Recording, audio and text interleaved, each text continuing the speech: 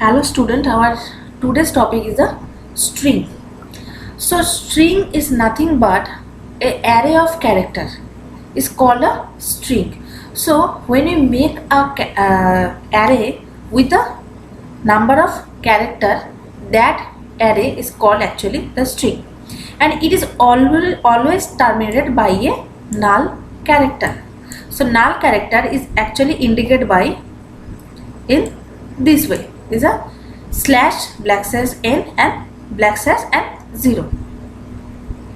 Now we initialize the array. So there is a various type of way to initialize the array. Means first, as because it is a character type of, so just declare the char and the name with the size. You can mention the size or you can write the as a blank.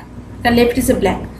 So when you declare in this way, means we are taking a word and we break each and individual letter. So each and individual letter will put a single inverted comma, and every character is in between there is a semicolon, and after the whole word we have to put the null character. The another way is the string initialization. Another way is the char name, and when you take the whole word or the whole string, that is the name is a John. So when we put a word in a character array, that time we do not require to mention the null character.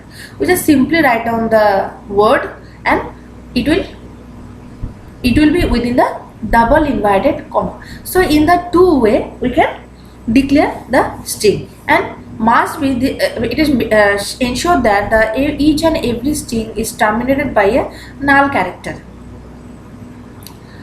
Now see, here is an example. So we put the Taj Mahal. Here is a mistake, is a Taj. After the Taj there will be a bracket, there will be a space and then Mahal. So how we declare the Taj Mahal actually? So Taj after space is a Mahal, and last is the null pointer. Now the string library function. So function basically work as a block of code that actually work for a specifically some work purpose. Okay. So string library function, there is a various type of the string library function. The four type of string function, the library function. So as because this is a library function, that means the function is already predefined and it is in the some header file. So the header file of that is a string.h. So in this header file all the library function is there. We just call the library function and use the library function in our main program. So first is the strlen. This library function actually return the length of the string, that is the number of character in the string excluding the terminating the null character. Means to null character means when you get the null character, that is this is the termination point of your string. So we do not calculate that null character actually. Before the null character we are calculating all the character of in a string, and that value will return by using this library function. Suppose example, we are putting our name, the star name is a Suresh, number of character is a 6. So it return the value of 6. So instead of using the strlen, we can calculate the length of the string in that like this way. This I is an incremental variable, and the while loop will continue until and unless the string I is not equal to null, because when you get the null, that means that is your termination point any string. So an I plus plus. So every time we check the every position or the array position, and until and unless we get the null character, we just continue the loop, and when you get the null character we just stop their loop, and whatever the value of the I, it will return the value of the I. So I hold actually the length of that string. So in this way we can calculate the length of the string. Here is the example using the library function. So char, enter the string, get str. So gates and puts function we'll learn later. What is the gate? Use the gate. How to use the gate function and the puts function. So gates function actually is a using of, instead of the scanning, whatever the working principle of the scanning, that actually work by using the gates. So we are taking the string from the user actually. So just put the str alien and put the str within the bracket. So in this way we can calculate the length of that. Now next is the strcmp. So it is another function which actually used to compare two string. So compare two string means we are putting the two string. There is a two conditions, a two return type of. When s1, that means the first string is less than the s2. That means that when that condition is satisfied, means string 1 is less than string 2. So it will value less than 0, means it will give the value of the negative.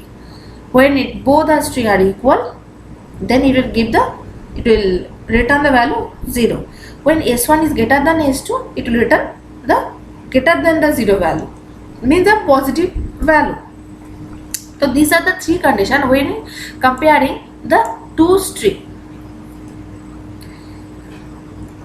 Here is the example. We are take two string using the gates.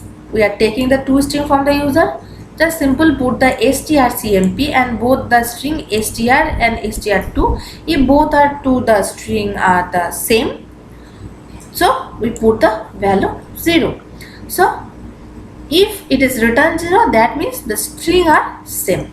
Otherwise the string are not same. So this is the actually working the strcmp function. Next is the string copy. String copy means here we are copying the string from source to destination.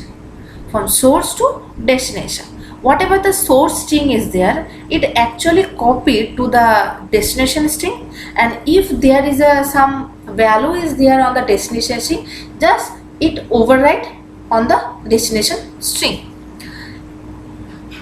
and it ultimately it will return the destination string including the null character. Here, so here is the example. S2R is a string and str1 is a destination string. See the example. Enter a string, that is our source. So we took the str2 and str in this way copy str2 to str1. So the first string is copied first string and second string. First time this is the first string and second string. So our str1 is a Delhi and str2 is a Bangalore. So when you copy this function, when you make sure this function is working, that means it will give the output is a Bangalore, not the Delhi, because str2 is our source and str1 is our destination. So when you copy the string 2 to the string 1, that means Bangalore will be override to the Delhi. Now next is a string concatenate. String concatenate means we append to string. Whatever your first string, you just merge up the second string with the first string, and the end of the string we just put a null character, and it will give the return string will be the str1, because in the str1 the str2 is append. So it will return the str1. Here is the example. Return two string using the gates. We are taking the two string, just concatenate the two string. So here example. So output of that code is a first string is the data, second is the base. So first string is the data, second is the base. After concatenating the function is it will give the data base. So these are the four major function of the library function of the string.